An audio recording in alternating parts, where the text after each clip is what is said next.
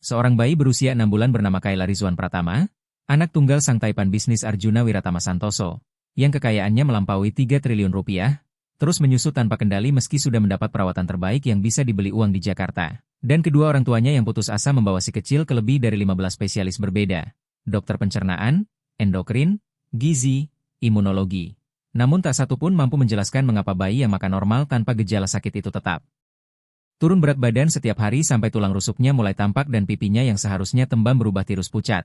Sampai akhirnya Dr. Nuraini Sekar Widyasari, dokter anak berusia 52 tahun yang bekerja di rumah sakit negeri di sisi kota yang lebih sederhana, direkrut nyaris, tak sengaja, setelah pengasuh bayi merekomendasikannya. Dan Dr. Nuraini Sekar Widyasari melihat sesuatu yang luput dari dokter-dokter mahal klinik elit, bukan soal teknologi atau diagnosis rumit, melainkan ketelitian manusiawi dan keberanian menatap hal yang tak ingin dilihat orang lain. Apa yang ia temukan di rumah megah keluarga itu membuatnya ngeri setengah mati. Dan langkah yang ia ambil bukan hanya menyelamatkan nyawa Kayla Rizwan Pratama, tetapi juga membongkar kebenaran pahit bahwa uang tak bisa membeli cinta yang tulus atau melindungi yang tak berdosa dari kejahatan yang kadang bersembunyi di dalam rumah sendiri. Sekaligus menunjukkan bahwa malaikat penjaga bisa hadir dalam wujud dokter sederhana. Yang berani melihat, tuliskan di komentar kamu mendengarkan dari kota mana, dan mari mulai kisahnya. Dr. Nuraini Sekar Widyasari sedang menjalani shift di RSCM Jakarta ketika ia menerima telepon yang mengubah segalanya. Pada suatu Selasa sore, saat ruang poli anak penuh seperti biasa, ibu-ibu dengan bayi menangis, anak-anak demam. Kekacauan khas rumah sakit negeri yang serba terbatas namun dedikasi para tenaga medisnya tak tergoyahkan. Usia 52 tahun, hampir 3 dekade ia mengabdi di layanan publik melayani keluarga kurang mampu, berperawakan sedang, berambut hitam yang mulai beruban tanpa pernah repot mewarnai, berwajah ramah yang ditempa jaga panjang dan kepedulian tulus, berkacamata bingkai hitam dan selalu mengenakan jas dokter putih yang tetap rapi meski sesekali bernoda obat. Ponselnya bergetar di saku jas, biasanya ia tak mengangkat saat konsultasi. Tetapi kali ini ia menoleh ke layar dan melihat nomor tak dikenal. Lalu suara perempuan muda yang gugup terdengar di seberang. Memperkenalkan diri sebagai Ratih Meilani Anggraeni, seorang pengasuh yang bekerja untuk keluarga di Jakarta, mengatakan bahwa sang nyonya memberinya nomor ini karena 2 tahun lalu Dr. Nuraini Sekar Widyasari pernah merawat anaknya yang terkena pneumonia dokter. Nuraini Sekar Widyasari mengingatnya samar-samar. Ia menangani begitu banyak anak hingga wajah-wajah sering bercampur di ingatannya. Tetapi nama Ratih Meilani Anggraeni terasa akrab, maka ia menjawab lembut, "Ya, Ratih Meilani Anggraeni, ada yang bisa saya bantu?" Dengan suara bergetar, Ratih Meilani Anggraeni memohon bantuan besar. Keluarga tempat ia bekerja memiliki seorang bayi yang sakit dan terus turun berat badan. Sudah dibawa ke banyak dokter klinik swasta terbaik namun tak ada yang menemukan penyebabnya. Bayi itu berusia 6 bulan tapi tubuhnya sudah tampak seperti bayi 3 bulan. Dan itu mengerikan. Dr. Nuraini Sekar Widyasari mengernyit, bertanya mengapa mereka menghubungi dirinya yang bekerja di rumah sakit negeri dan tidak punya praktik pribadi. Namun Ratih Meilani Anggraeni bersikeras bahwa Dr. Nuraini Sekar Widyasari berbeda karena benar-benar memperhatikan anak. Pernah menyelamatkan putra Ratih Meilani Anggraeni saat dokter lain menganggapnya hanya pilek biasa. Lalu Dr. Nuraini Sekar Widyasari memaksa dilakukan röntgen dan menemukan pneumonia tepat waktu. Kata-kata itu membuat dada Dr. Nuraini Sekar Widyasari terasa sesak. Keputusasaan dan ketakutan di suara Ratih Meilani Anggraeni begitu nyata. Apalagi ia menegaskan orang tua bayi tahu ia menelepon, bahkan sang nyonya juga tahu dan sudah sangat putus asa. Meminta Ratih Meilani Anggraeni menghubungi siapapun yang benar-benar bisa menolong. Ketika nama keluarga itu disebut, Dr. Nuraini Sekar Widyasari langsung paham. Itu keluarga Arjuna Wiratama Santoso, pengusaha yang namanya dikenal banyak orang karena jaringan hotel mewah, properti, dan berbagai usaha lain, dengan kekayaan yang seolah tak ada habisnya. Dr. Nuraini Sekar Widyasari bertanya mengapa keluarga sebesar itu membutuhkan dirinya. Dan Ratih Meilani Anggraeni menjawab nyaris menangis bahwa dokter-dokter terbaik pun tidak menolong. Bayi itu sekarat, dan ia melihat sesuatu yang aneh, sesuatu yang tidak wajar, hanya saja ia bukan dokter sehingga tak tahu cara menjelaskannya. Ia hanya tahu mereka butuh pertolongan yang sungguh-sungguh. Dr. Nuraini Sekar Widyasari menatap sekeliling ruang polinya. Dinding yang mulai mengelupas, alat medis tua tapi masih berfungsi, antrean pasien menunggu di luar, ia punya tanggung jawab di sini dan tak bisa begitu saja pergi ke rumah orang kaya. Namun kalimat, bayinya sekarat, terus menggema sampai akhirnya ia berkata tegas, "Berikan alamatnya. Saya akan datang setelah shift, hanya untuk menilai kondisinya. Saya tidak janji apa-apa." Ratih Meilani Anggraeni lalu memberikan alamat di Pondok Indah, Jakarta Selatan, kawasan elit yang memang cocok bagi keluarga seperti itu. Setelah menyelesaikan shift pukul 8 malam dan lelah setelah 12 jam konsultasi tanpa henti, Dr. Nuraini Sekar Widyasari mengendarai mobil tuanya, Toyota Avanza 2008 yang odometernya sudah mendekati 300.000 km namun masih setia. Menuju kawasan tersebut, Merasa seperti memasuki dunia lain saat jalanan makin rapi, rumah-rumah makin besar, dan mobil makin mahal.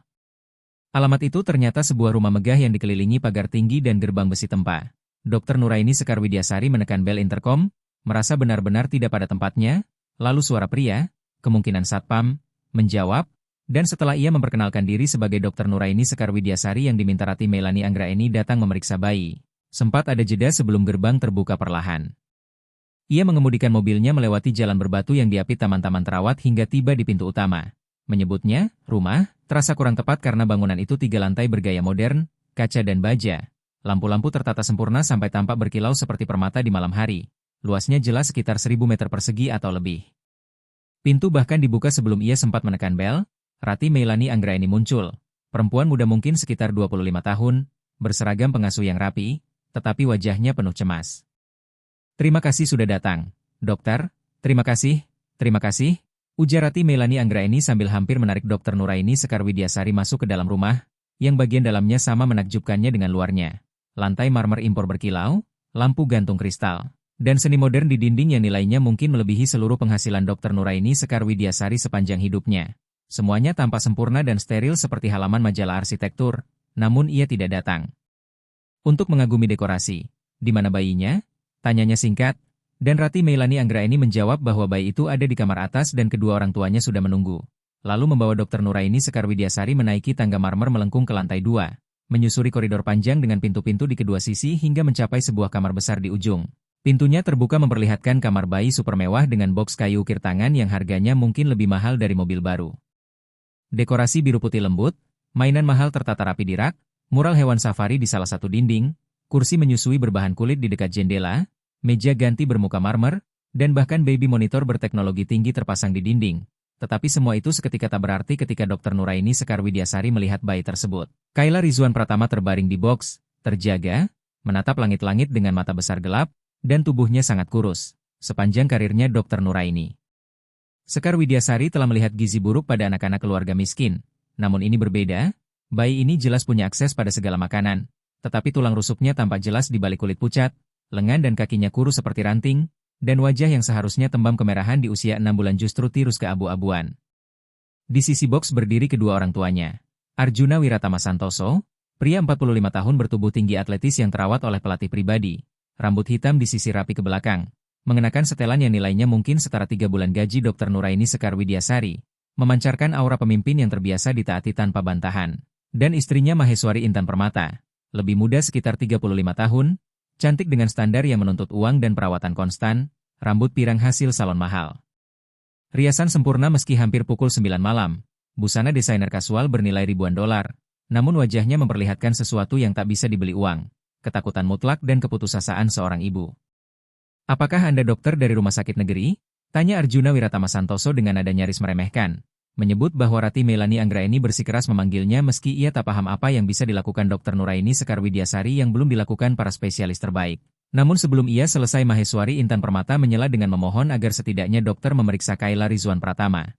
Lalu mendekat dengan mata penuh harap sambil berterima kasih dan mengakui keputusasaannya karena bayinya seolah menghilang di depan mata tanpa ada yang mampu menjelaskan alasannya. Seketika Dr. Nuraini Sekar Widyasari merasakan empati mendalam. Tak peduli wanita ini tinggal di rumah megah dan mengenakan pakaian bernilai besar, ia tetap seorang ibu yang ketakutan menyaksikan anaknya perlahan sekarat. Ekspresi yang telah berkali-kali Dr. Nuraini Sekar Widyasari lihat pada wajah para ibu miskin di rumah sakit tempat ia bekerja, rasa takut itu bersifat universal, dan Dr. Nuraini Sekar Widyasari berkata lembut sambil mendekat ke boks, "Biarkan saya memeriksanya, boleh saya menggendongnya?" Lalu dengan persetujuan orang tuanya ia mengangkat Kaila Rizwan Pratama dengan sangat hati-hati. Tubuh bayi itu terasa mengkhawatirkan ringan. Pada usia 6 bulan seharusnya sekitar 7 atau 8 kilogram. Namun perkiraan Dr. Nuraini Sekar Widyasari hanya sekitar 5 kilogram. Setara berat bayi 2 bulan, rapuh seolah mudah patah, tetapi Kaila Rizwan Pratama tidak menangis atau mengeluh, hanya menatapnya dengan mata besar gelap, dan di tatapan itu Dr. Nuraini Sekar Widyasari melihat sesuatu yang sangat mengusik.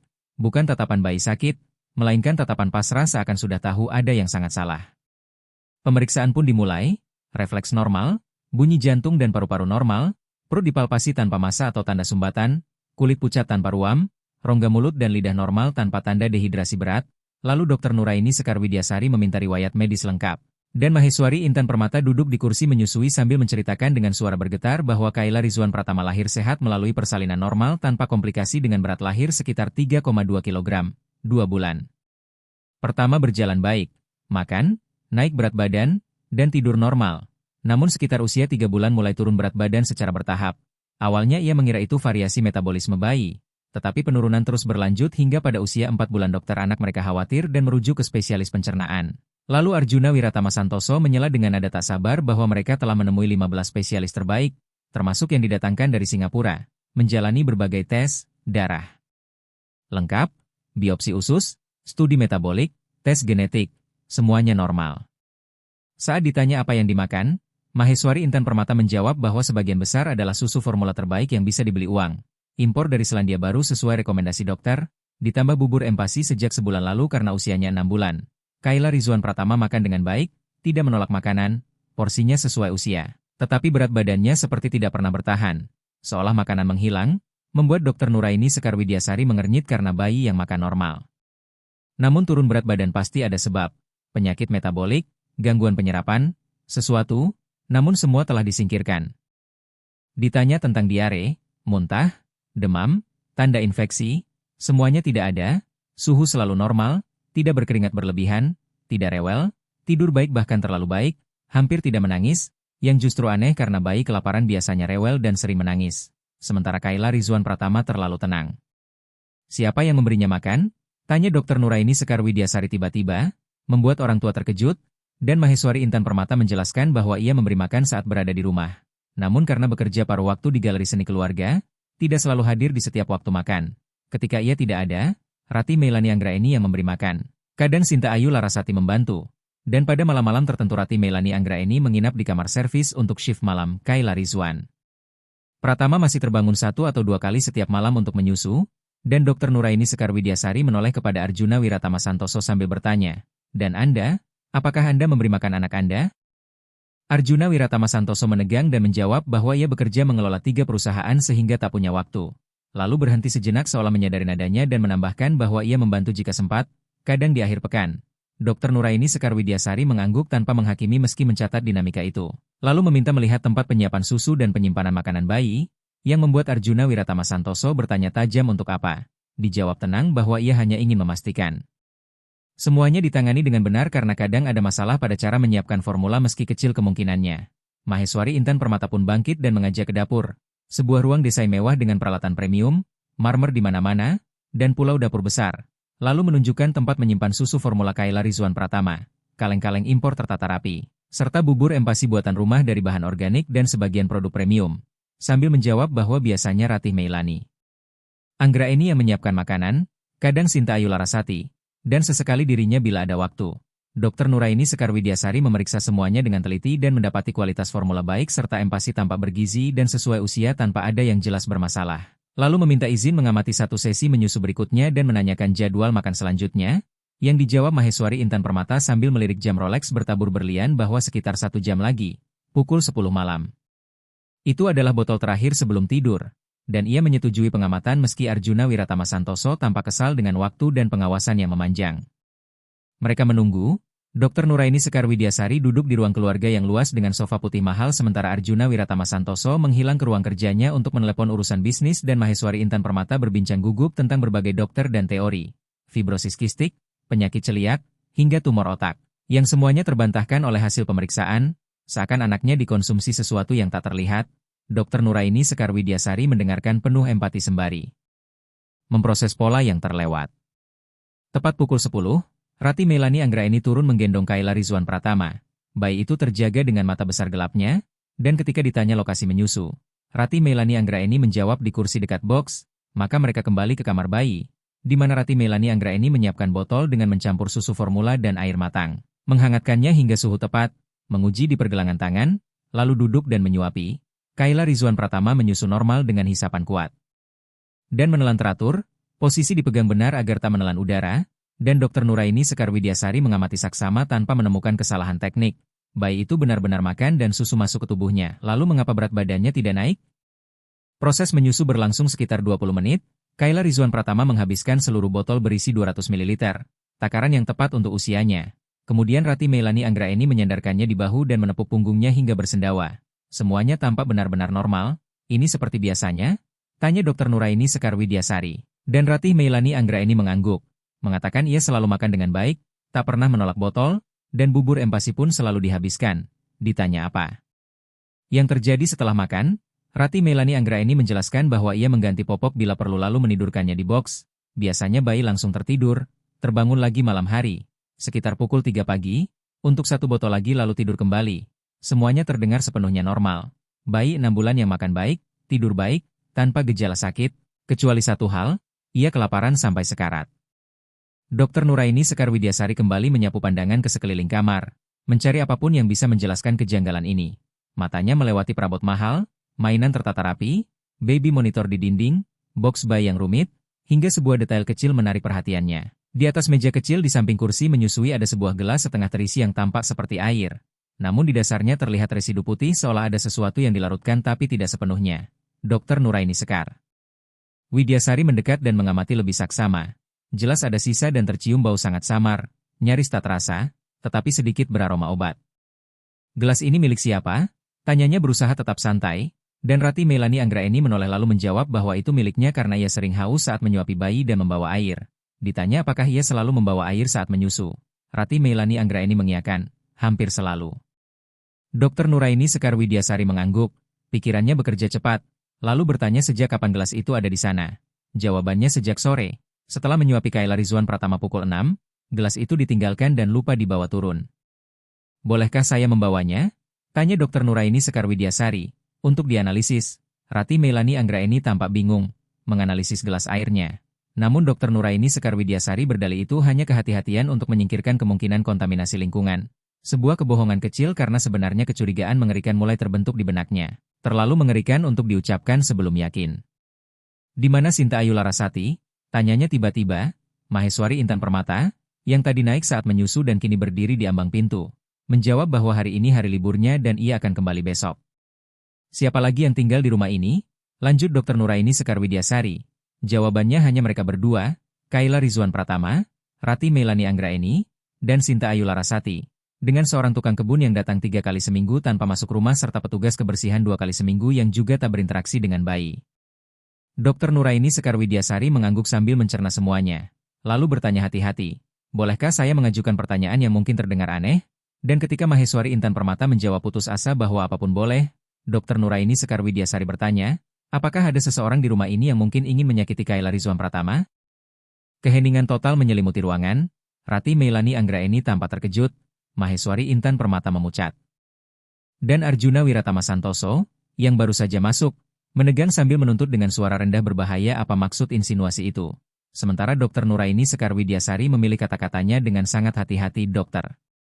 Nuraini Sekar Widyasari menjelaskan dengan tenang bahwa ia sudah melihat banyak kasus gizi buruk sepanjang karirnya. Dan bila seorang bayi makan normal tetapi berat badan tidak naik biasanya ada alasan medis, gangguan penyerapan, penyakit metabolik, infeksi kronis. Namun karena semua itu sudah disingkirkan oleh para spesialis terbaik, ia terpaksa mempertimbangkan kemungkinan lain yang lebih tidak enak didengar. Maheswari Intan Permata berbisik dengan tangan menutup mulut, lalu Arjuna Wiratama Santoso bertanya dengan wajah memerah karena marah apakah dokter sedang menyiratkan ada orang yang meracuni anaknya? Dan Dr. Nuraini Sekar Widyasari menjawab tegas bahwa mereka harus menyingkirkan semua kemungkinan, termasuk yang tampak mustahil, sambil menunjuk gelas yang memiliki residu mencurigakan yang ingin ia bawa untuk diuji, serta meminta agar Kayla Rizwan Pratama dibawa ke RSCM Jakarta untuk pemantauan 24 jam dalam pengawasan ketat. Arjuna Wiratama Santoso meledak menyebut itu konyol. Dan menuduh dokter menuduh staf maupun keluarganya menyakiti anaknya, tetapi Maheswari Intan Permata tiba-tiba memotong keras, menyuruh Arjuna Wiratama Santoso diam. Lalu berbalik kepada Dr. Nuraini Sekar Widyasari dengan mata berkaca-kaca bertanya apakah dokter sungguh percaya ada yang menyakiti bayinya dengan sengaja. Dr. Nuraini Sekar Widyasari menjawab lembut bahwa semua kemungkinan perlu diselidiki dan berdasarkan apa yang ia lihat malam ini, ada alasan untuk curiga bahwa sesuatu selain penyakit sedang memengaruhi Kayla Rizwan Pratama. Rati Meilani Anggraeni terseduh-seduh, memeluk Kayla Rizwan Pratama seolah melindunginya dan berulang kali bergumam siapa yang tega melukai bayi. Sementara Arjuna Wiratama Santoso memaki dan Maheswari Intan Permata terhempas ke kursi dengan wajah syok. Namun Dr. Nuraini Sekar Widyasari justru mengamati reaksi, pola perilaku, dan apa yang orang lakukan saat merasa tak ada yang memperhatikan. Hingga pada detik itulah darahnya seakan membeku. Maheswari Intan Permata yang duduk menutup wajah dengan kedua tangan, seolah hancur, tiba-tiba menurunkan satu tangan sesaat. Dan dalam sepersekian waktu itu Dr. Nuraini Sekar Widyasari menangkap ekspresi sebelum ia sempat memasang topeng lagi. Bukan kaget, bukan ngeri, melainkan kalkulasi, ketakutan karena hampir terbongkar. Dan seketika Dr. Nuraini Sekar Widyasari tahu dengan kepastian mengerikan siapa yang menyakiti Kaila Rizwan Pratama. Ibunya sendiri, Maheswari Intan Permata, sedang meracuni bayi itu. Ia pernah mendengar konsep ini sebagai sindrom Munchausen by proxy.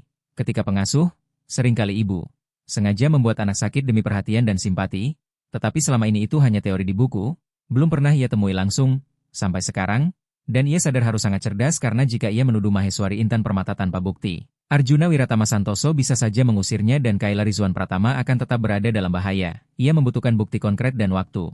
Lalu Dr. Nuraini Sekar Widyasari berbicara dengan nada paling profesional, menyampaikan dengan jujur bahwa Kaila Rizwan Pratama berada dalam bahaya kritis karena kehilangan terlalu banyak berat badan dan jika berlanjut tubuhnya akan mulai gagal fungsi sehingga ia harus segera dirawat inap untuk nutrisi intravena dan pemantauan ketat. Kata, dirawat inap, membuat Arjuna Wiratama Santoso mengernyit dan menolak keras rumah sakit negeri. Bersikeras jika perlu rawat inap maka harus di rumah sakit swasta terbaik, namun Dr. Nuraini Sekar Widyasari memotong tegas bahwa bayi itu harus ke RSCM Jakarta dan ia perlu menjelaskan alasannya. Bila kecurigaannya benar bahwa ada pihak yang mengganggu asupan nutrisi, rumah sakit swasta mewah dengan akses orang tua tanpa batas tidak akan menyelesaikan masalah. Sementara di RSCM Jakarta terdapat protokol ketat. Akses pasien anak dibatasi dan diawasi sehingga jika Kaila Rizwan Pratama dirawat di sana di bawah observasi terkontrol, mereka bisa melihat apakah kondisinya membaik saat jauh dari lingkungan saat ini.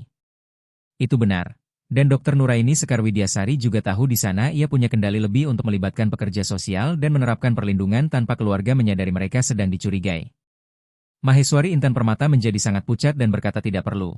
Tetapi Dr. Nuraini Sekar Widyasari menatapnya lurus sambil menegaskan bahwa ini perlu karena putranya sedang sekarat dan bila tidak bertindak sekarang, 2 minggu lagi bisa terlambat. Bertanya apakah ia rela mengambil risiko itu. Itu jebakan yang disengaja. Menolak akan tampak tidak peduli. Menerima berarti terpisah dari Kaila Rizwan Pratama dan rencana apapun akan terhenti. Maheswari Intan Permata menoleh ke suaminya lalu kembali ke dokter dan bertanya berapa lama. Dijawab setidaknya 1 minggu mungkin 2, dan Dr. Nuraini Sekar Widyasari akan menjadi dokter penanggung jawab. Keheningan panjang terjadi, Arjuna Wiratama Santoso jelas ingin menolak tetapi menyadari putranya butuh pertolongan. Sementara Maheswari Intan Permata tampak terjebak dengan mata bergerak cepat menghitung pilihan hingga akhirnya Arjuna Wiratama Santoso setuju merawat inap dengan syarat akses penuh untuk berkunjung kapan saja. Yang dijawab Dr. Nuraini Sekar Widyasari bahwa rumah sakit memiliki jam besuk namun mereka boleh datang sesuai jadwal dan Rati Melani Anggraeni juga boleh hadir. Maheswari Intan Permata segera meminta tinggal bersama anaknya di rumah sakit dan Dr. Nuraini Sekar Widyasari menjawab hati-hati bahwa dalam beberapa kasus bisa. Tetapi karena bagian evaluasi adalah melihat respons Kaila Rizwan Pratama terhadap lingkungan dan pengasuh yang berbeda, ia lebih memilih kunjungan hanya pada siang hari setidaknya pada awalnya. Membuat Maheswari Intan Permata tanpa ingin memprotes sebelum Arjuna Wiratama Santoso menenangkannya dan menyetujui saran dokter untuk 1 minggu saja. Dr. Nuraini Sekar Widyasari mengangguk, tahu 1 minggu sudah cukup karena jika kecurigaannya benar, Kaila Rizwan Pratama akan membaik segera setelah terpisah dari ibunya. Lalu ia mengatakan akan mengatur admisi keesokan pagi dan meminta mereka datang ke RSCM Jakarta pukul 8 dan menanyakan namanya di bagian pediatri. Sebelum pergi, Dr. Nuraini Sekar Widyasari mengambil gelas beresidu itu, membungkusnya hati-hati dalam kantong plastik yang diberikan Rati Melani Anggraeni, dan menatap terakhir kali Kaila Rizwan Pratama, bayi kecil rapuh yang tak menyadari bahaya besar yang sedang mengintainya. Dalam perjalanan pulang malam itu, pikiran Dr. Nuraini Sekar Widyasari bekerja tanpa henti. Ia harus menguji gelas itu, menyiapkan rumah sakit untuk menerima Kaila Rizwan Pratama, dan memberitahu KPAI Dinas Sosial tentang kecurigaannya. Tetapi yang paling penting ia harus menyelamatkan bayi itu dari ibunya sendiri. Keesokan paginya Dr. Nuraini Sekar Widyasari tiba lebih awal di RSCM Jakarta dan langsung menemui pekerja sosial rumah sakit, Larasati Dian Maharani, perempuan 40 tahun yang ahli menangani kasus kekerasan pada anak dan sudah lama bekerja bersamanya. Lalu dengan pintu kantor ditutup rapat Dr. Nuraini Sekar Widyasari berkata pelan bahwa ia butuh bantuan untuk sesuatu yang sangat sensitif. Menceritakan semuanya tentang Kaila Rizwan Pratama, keluarga super kaya itu, dan dugaan sindrom Munchausen by proxy. Sambil menunjukkan gelas berresidu yang ia bawa untuk dianalisis. Wajah Larasati Dian Maharani makin serius dan ia bertanya apakah dokter yakin karena menuduh ibu kelas atas meracuni anak sendiri konsekuensinya besar, tetapi Dr. Nuraini Sekar Widyasari menjawab ia belum 100% yakin sehingga ia perlu bayi itu dirawat di bawah observasi. Jika membaik jauh dari ibunya itu bukti, Jika gelas ini mengandung racun itu bukti. Namun ia butuh waktu dan dukungan resmi rumah sakit. Ketika ditanya apakah sudah bicara dengan direktur, Dr. Nuraini Sekar Widyasari mengatakan belum dan ingin bicara dulu dengan Larasati Dian Maharani. Tetapi ia diperingatkan harus menemui atasan sebelum keluarga itu datang karena jika kasus meledak tanpa prosedur yang benar, rumah sakit bisa dituntut. Sadar itu masuk akal. Dr. Nuraini Sekar Widyasari lalu menemui Dr. Bima Aditya Putra, kepala bagian pediatri, menjelaskan situasi secara rinci, dan meski awalnya ia skeptis karena menuduh keluarga kaya berkuasa sangat berisiko. Setelah melihat gelas dan mendengar penjelasan medis, Dr. Bima Aditya Putra setuju mendukung sambil memperingatkan bahwa jika dokter keliru, karirnya bisa hancur karena keluarga itu punya sumber daya untuk menghancurkannya secara hukum. Dr. Nuraini Sekar Widyasari hanya menjawab bahwa ia paham.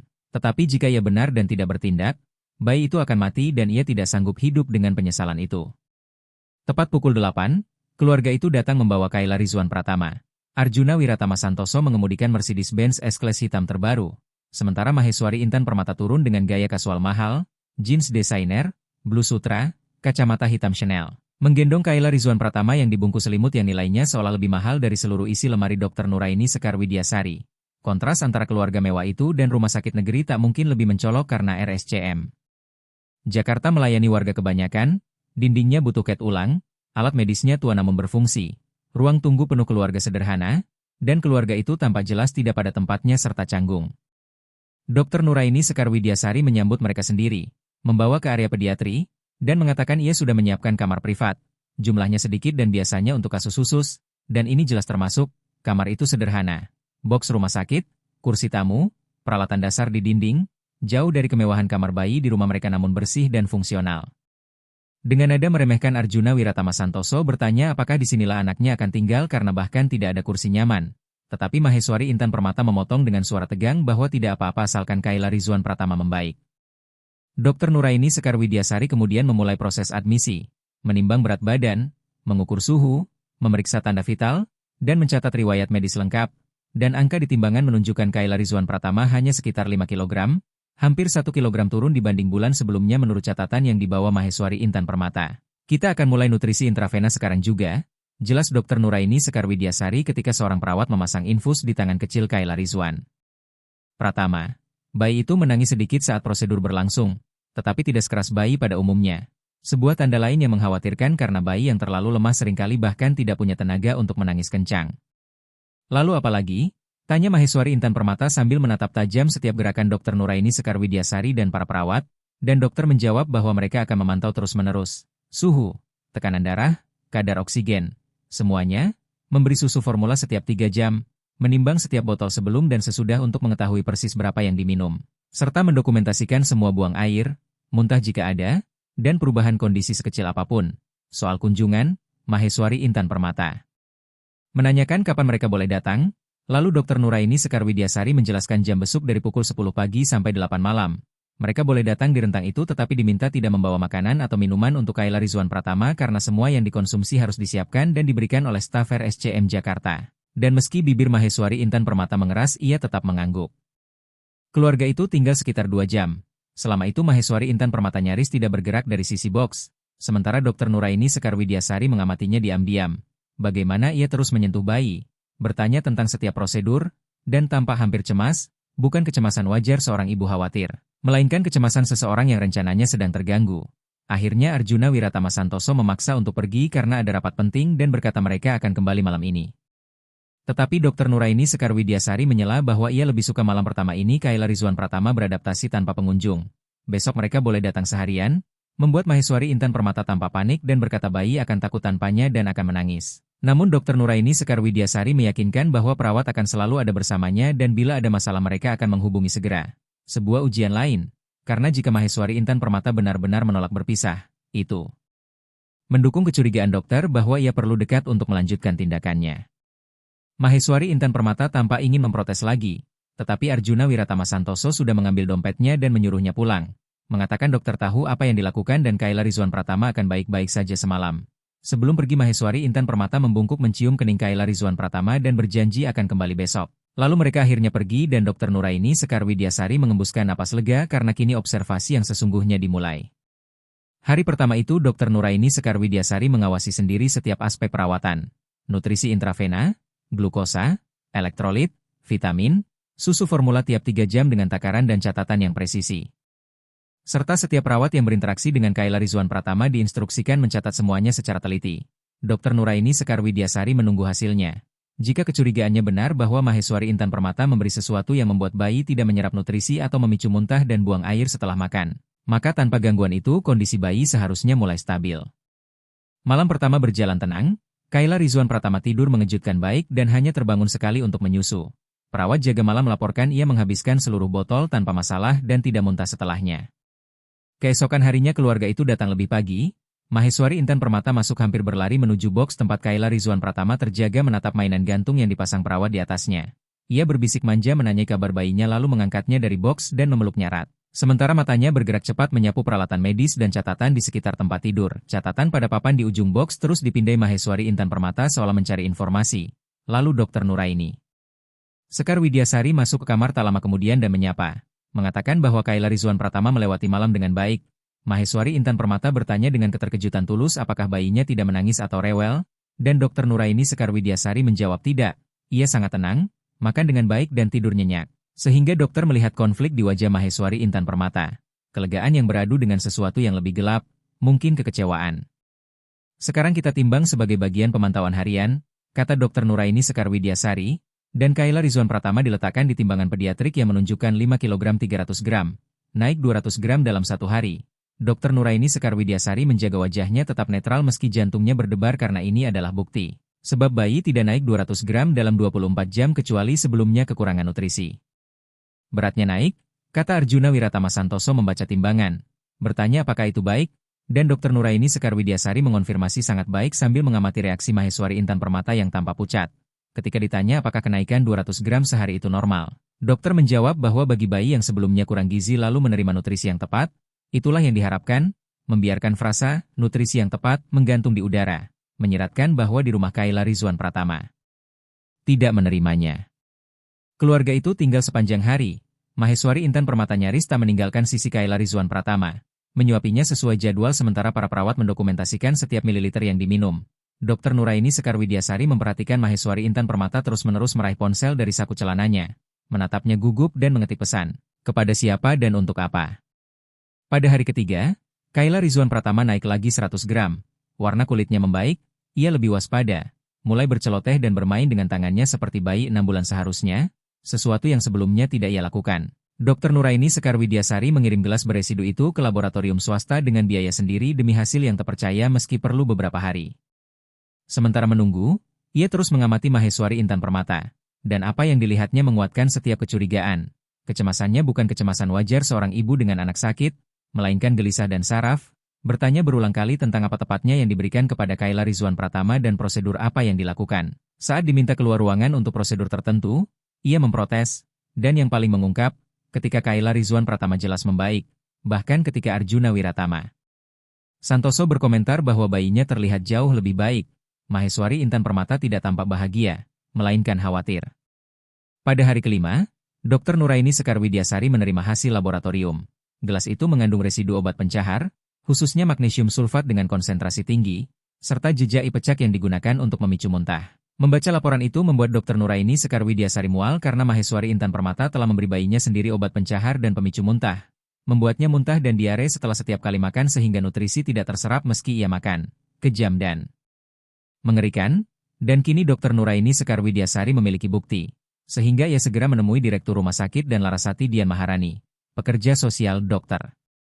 Nuraini Sekar Widyasari menunjukkan hasil laboratorium itu kepada pimpinan dan Larasati Dian Maharani, dan Larasati Dian Maharani berbisik terkejut bahwa ini nyata. Seorang ibu benar-benar meracuni anaknya sendiri, sehingga mereka harus segera menghubungi pihak berwenang. Pimpinan menegaskan perlunya melibatkan perlindungan anak dan kepolisian karena ini adalah kekerasan terhadap anak yang sangat serius dan harus ditangani dengan hati-hati. Sementara Dr. Nuraini Sekar Widyasari menambahkan bahwa keluarga tersebut memiliki sumber daya besar dan akan menyewa pengacara mahal sehingga kasus ini harus benar-benar kokoh. Larasati Dian Maharani pun mengangkat telepon untuk menghubungi KPAI Dinas Sosial dan mengontak seorang penyidik yang ia kenal, spesialis kasus kekerasan anak, sambil menekankan bahwa semua harus didokumentasikan sempurna. 24 jam berikutnya berlangsung seperti pusaran, hingga penyidik itu tiba. Komisaris Ratna Puspitasari, perempuan sekitar 50 tahun dengan ekspresi tegas dan mata yang telah melihat terlalu banyak keburukan, yang mewawancarai Dr. Nuraini Sekar Widyasari secara mendalam, meninjau seluruh rekam medis Kayla Rizwan Pratama, dan memeriksa laporan laboratorium tentang gelas tersebut. Komisaris Ratna Puspitasari bertanya apakah sang ibu sempat mencoba membawa sesuatu untuk bayi. Makanan, minuman, apapun, dan Dr. Nuraini Sekar Widyasari menjawab tidak sejauh yang mereka lihat karena rumah sakit sangat ketat bahwa semua yang dikonsumsi Kayla Rizwan Pratama harus disiapkan staf. Itulah sebabnya kondisinya membaik karena ia tak lagi memiliki akses untuk memberi obat pencahar dan pemicu muntah. Komisaris Ratna Puspitasari menyatakan perlu mengonfrontasinya dan, dengan izin, akan datang saat jam besuk keesokan hari untuk berbicara, belum untuk menangkap karena terlebih dahulu ia membutuhkan pengakuan jika memungkinkan. Kasus seperti ini rumit karena keluarga kaya sering menyewa pengacara yang mengklaim hasil lab keliru atau kebetulan semata, dan pengakuan adalah bukti terkuat. Keesokan harinya saat Maheswari Intan Permata datang untuk kunjungan rutin, Komisaris Ratna Puspitasari sudah menunggu. Dr. Nuraini Sekar Widyasari, Larasati Dian Maharani, dan seorang perawat juga hadir ketika Komisaris Ratna Puspitasari memperkenalkan diri sambil menunjukkan lencana dan meminta mengajukan beberapa pertanyaan tentang perawatan anaknya. Membuat Maheswari Intan Permata langsung defensif dan bertanya mengapa polisi ada di sini serta di mana suaminya. Yang dijawab sedang bekerja, lalu ia menyatakan ingin menghubungi pengacara. Komisaris Ratna Puspitasari mengatakan itu haknya namun meminta membahas sesuatu terlebih dahulu sambil mengeluarkan gelas dalam kantong barang bukti, yang membuat wajah Maheswari Intan Permata pucat ketika ditanya apakah ia mengenalinya. Gelas yang digunakan Rati Meilani Anggraeni di kamar Kayla Rizwan Pratama pada malam kunjungan Dr. Nuraini Sekar Widyasari. Dan setelah jawaban ragu, Komisaris Ratna Puspitasari menjelaskan hasil uji menunjukkan residu magnesium sulfat dosis tinggi sebagai obat pencahar kuat serta ipecak sebagai pemicu muntah. Lalu bertanya mengapa obat-obatan itu ada di gelas di kamar bayinya. Maheswari Intan Permata terdiam, membuka menutup mulut tanpa kata, air mata mengalir. Hingga Komisaris Ratna Puspitasari berbicara lugas bahwa mereka meyakini ia telah memberi zat-zat tersebut untuk membuat anaknya muntah dan diare setelah makan sehingga nutrisi tidak terserap meski diberi makan, menanyakan apakah itu benar. Maheswari Intan Permata terisak dan gemetar sambil menyangkal, mengaku mencintai anaknya, dan Dr. Nuraini Sekar Widyasari dengan suara lebih keras dari niatnya, marah atas apa yang dilakukan pada bayi tak berdaya, bertanya jika benar mencintai, mengapa ia meracuninya. Maheswari Intan Permata berteriak bahwa ia tidak meracuni, ia hanya butuh anaknya tetap sakit, sedikit saja, bersumpah tak ingin ia mati, ia hanya butuh perhatian. Maheswari Intan Permata terisak mengaku bahwa ia membutuhkan Arjuna Wiratama Santoso memperhatikannya. Melihat bahwa dirinya penting dan dibutuhkan, karena suaminya hampir tak pernah di rumah dan selalu bekerja, tidak mendengarkannya ketika ia berbicara. Sementara saat Kayla Rizwan Pratama sakit Arjuna Wiratama Santoso harus hadir, harus peduli, dan mereka melakukan sesuatu bersama yang terasa berarti, menjadi sebuah tim lagi. Ruangan itu tenggelam dalam keheningan total kecuali isak tangis Maheswari Intan Permata, dan Dr. Nuraini Sekar Widyasari merasakan campuran amarah dan iba karena inilah sindrom Munchausen by proxy dalam bentuk klasik. Seorang ibu yang begitu haus perhatian hingga rela membuat anaknya sendiri sakit. Hingga Komisaris Ratna Puspitasari berkata tegas sambil mengeluarkan borgol bahwa ia menahan Maheswari Intan Permata atas kekerasan berat terhadap anak dan membahayakan nyawa anak di bawah umur. Maheswari Intan Permata menangis memohon agar tidak dibawa, meminta maaf dan berjanji tak mengulanginya. Namun Komisaris Ratna Puspitasari tetap memasangkan borgol di pergelangan tangannya dan membacakan hak-haknya. Sementara Maheswari Intan Permata terus terisak dan meracau meminta ampun ketika digiring keluar dari kamar rumah sakit. Dr. Nuraini Sekar Widyasari berdiri di sisi boks Kayla Rizwan Pratama yang tidur nyenyak. Sama sekali tak menyadari drama yang baru terjadi. Bayi indah dan polos yang nyaris kehilangan nyawa karena orang yang seharusnya paling melindunginya. Dr. Nuraini Sekar Widyasari mengangkatnya lembut dan memeluknya ke dada. Air mata mengalir diam-diam di pipinya sambil berbisik bahwa ia kini aman. 1 jam kemudian Arjuna Wiratama Santoso tiba di rumah sakit setelah dihubungi polisi. Menerobos masuk ke kamar seperti badai dan menuntut di mana istrinya serta apa yang sebenarnya terjadi. Lalu Dr. Nuraini Sekar Widyasari menjelaskan semuanya. Kecurigaan, hasil analisis gelas, dan pengakuan Maheswari Intan Permata, yang membuat Arjuna Wiratama Santoso terdiam dalam keterkejutan yang perlahan berubah menjadi horor. Berulang kali menyangkal bahwa istrinya mampu melakukan itu karena ia mencintai Kayla Rizwan Pratama, tetapi Dr. Nuraini Sekar Widyasari menegaskan bahwa ini bukan kesalahan karena istrinya telah mengaku memberi obat pencahar dan pemicu muntah untuk menjaga anak tetap sakit. Arjuna Wiratama Santoso terhempas duduk di kursi dekat boks dengan kepala tertunduk di tangan. Berulang kali bergumam bahwa istrinya hampir membunuh anak mereka dan ia tidak melihat apapun meski berada di sana. Dan Dr. Nuraini Sekar Widyasari merasakan belas kasih karena ia juga korban manipulasi dan kepercayaan yang disalahgunakan, lalu menenangkannya bahwa ia tidak bersalah karena sindrom Munchausen by proxy sangat sulit dideteksi sebab pelakunya tampak seperti ibu paling berbakti. Maheswari Intan Permata memainkan perannya dengan sempurna dan menipu 15 spesialis, menipu semua orang. Dengan mata merah Arjuna Wiratama Santoso berkata kepada Dr. Nuraini Sekar Widyasari bahwa ia tidak tertipu, karena dokter melihat apa yang tak dilihat siapapun dan menyelamatkan anaknya. Namun Dr. Nuraini Sekar Widyasari menjawab ia hanya melakukan pekerjaannya. Yang dibantah Arjuna Wiratama Santoso dengan mengatakan dokter telah melakukan lebih dari itu karena benar-benar melihat dan cukup peduli untuk menembus yang tampak di permukaan. Dalam minggu-minggu berikutnya Kayla Rizwan Pratama terus pulih di bawah perawatan Dr. Nuraini Sekar Widyasari. Berat badannya naik stabil, warna kulitnya kembali, dan ia menjadi semakin aktif serta ceria seolah hidupnya dimulai kembali. Sementara Arjuna Wiratama Santoso datang setiap hari belajar merawat anaknya untuk pertama kalinya. Menggendong, menyuapi, mengganti popok, hal-hal yang dulu sepenuhnya ia serahkan pada pegawai dan istrinya, karena ia sebenarnya belum pernah benar-benar meluangkan waktu untuk putranya sendiri. Arjuna Wiratama Santoso mengaku suatu sore ketika ia menyuapi Kayla Rizwan Pratama dengan botol bahwa selama ini ia selalu bekerja. Mengira perannya sebagai ayah hanyalah menyediakan uang, hingga ia melewatkan segalanya dan bahkan melewatkan kesempatan mengenal anaknya sendiri. Lalu Dr. Nuraini Sekar Widyasari menenangkannya bahwa belum terlambat karena Kayla Rizwan Pratama baru berusia 6 bulan, masih memiliki seluruh hidup di depan, dan sang ayah masih bisa hadir sepenuhnya. Arjuna Wiratama Santoso kemudian menyewa tim hukum untuk menangani kasus pidana terhadap Maheswari Intan Permata.